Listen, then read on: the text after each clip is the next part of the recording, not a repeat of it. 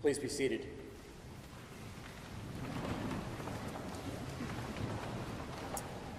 So a couple of weeks ago at our annual Diocesan Clergy Conference, we had the honor of hearing the Reverend Becca Stevens as the keynote speaker.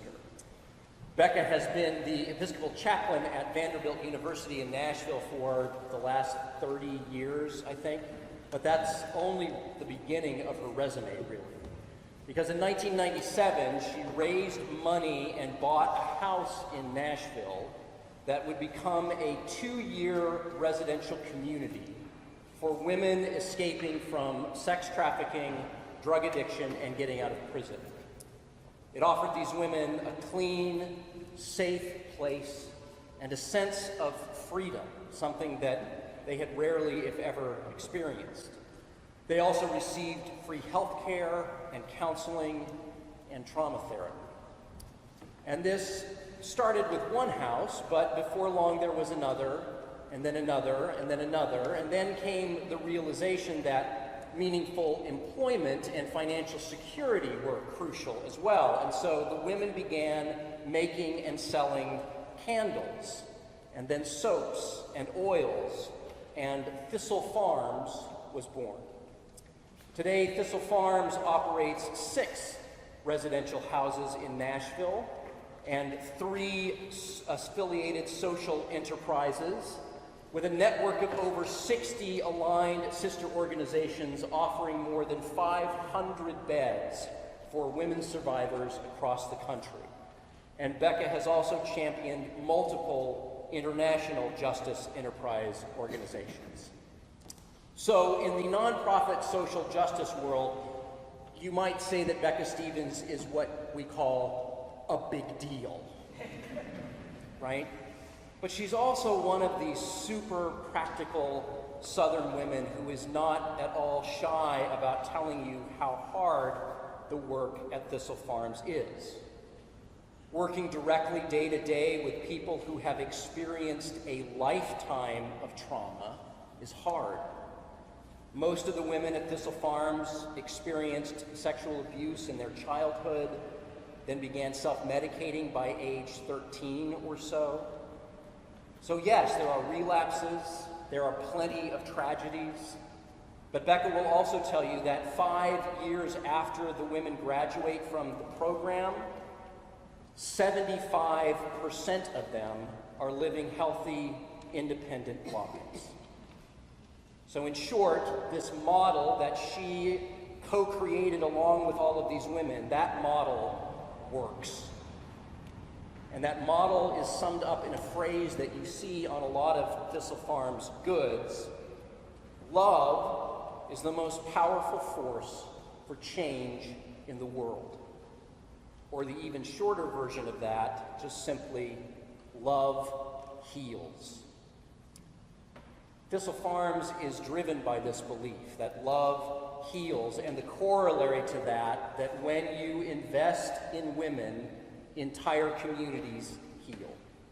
And so in addition to providing survivors of really horrific situations with free housing and health care and counseling and job readiness training, they also, quote, challenge systems that commoditize, criminalize, and exploit women. In one of her recent books, Practically Divine, Becca writes this: "Initially, it seemed a bit ridiculous to me to think that by starting a small community, we could somehow change the world. But now it seems more ridiculous to me to think that somehow the world will change if we don't do something. Now I can see," she writes, "that one loving gesture is practically divine. We have to do small things and believe a big difference is coming. It's like the miraculous drops of water that seep through mountain limestone. They gather themselves into springs that flow into creeks, that emerge into rivers, that find their way to oceans. Our work is to envision the drops as oceans. We do our small parts and know that a powerful ocean of love and compassion is downstream, and that each small gesture can lead to liberation." Unquote. Now, those of you who walked through Holy Week recently will recall that we also heard today's gospel on Maundy Thursday. It's what Jesus says right after he washes their feet and says that we should do, quote, "as I have done to you." Washing their feet, one small, loving gesture. And every year I remark how foot washing is the most intimate and therefore probably the most uncomfortable thing that we do in church. But I don't know that it would have been all that uncomfortable for them at the time. What might have been uncomfortable and what was probably surprising was that Jesus, the host of the banquet, was doing it instead of the servants. But remember, he says, "I am among you as one who serves, and you should do likewise." So on Maundy Thursday, we are invited to take this dual position as both one who serves and one who is served, as both host and guest, and to try to understand at a deep, visceral level what it means to be both host and guest, as both servant and one who is served. Yes, love heals, but it's interesting that in the Bible, Jesus doesn't really say how that happens, right? He gives us the ability to treat diseases, but he doesn't really say how to do it. I think that means that we have to rely on one another to figure that out, to figure out what healing really means and what it looks like in any situation. And that usually means not applying some kind of external standard, but rather listening and really understanding what an other and the community really needs, and then providing that. On the other hand, Jesus is very detailed about how to be a guest, right? Don't take anything with you, so don't bring any baggage. And I'm pretty sure he means that both literally and metaphorically. Don't bring any staff, nothing for self-defense, just be vulnerable. Stay when people are hospitable to you and leave if they're not. He's very specific about how to be a guest. He's also very specific about how to be a host. Because on the last night of his life, he ties a towel around himself and washes the disciples' feet and feeds them and says, "I have set you an example that you also should do as I have done to you."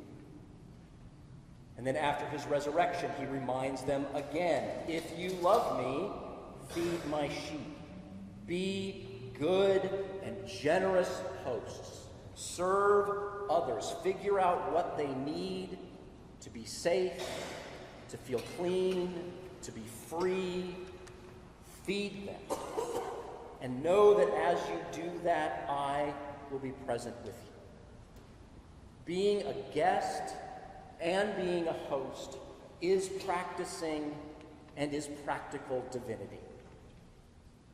Who could have imagined that these small, mundane, really unremarkable but loving gestures, foot washing and sharing bread and wine, that these tiny drops offered somewhere in Jerusalem some 2,000 years ago, that those drops would flow through the wooden cracks of the cross and into desert aquifers and emerge as the water of life that sustains us.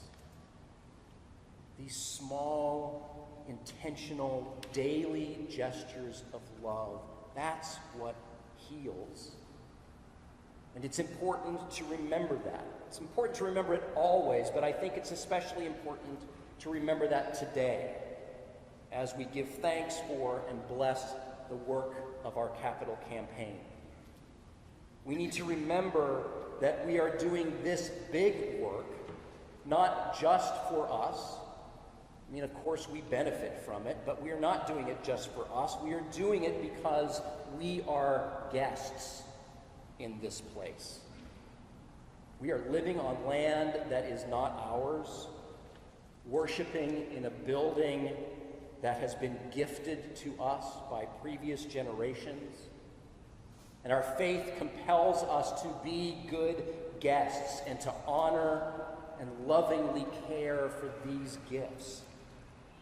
And we are also hosts, and we are doing this work for us, but also for the many communities that share this space, and for everyone who doesn't yet know or can't quite believe the good news of the gospel. For everyone who can't imagine, let alone believe, that love really is the most powerful force for change in the world. I know that All Saints is not Thistle Farms, but I think our work is largely the same. Our work is to practically and faithfully envision every drop of love as an ocean. To live knowing that every time we gather for Eucharist, every time we open these doors to a choir or a recovery or community group, every small, ordinary, generous, loving gesture that each of you is able to make out in the world because you have been fed here, every one of those drops is connected to and flows along with the most powerful ocean of love and compassion there is, the water of life. And living that way is how everyone will know that we are followers of Christ, the God of love. And that, friends, is how God, through us, will change the world. Amen.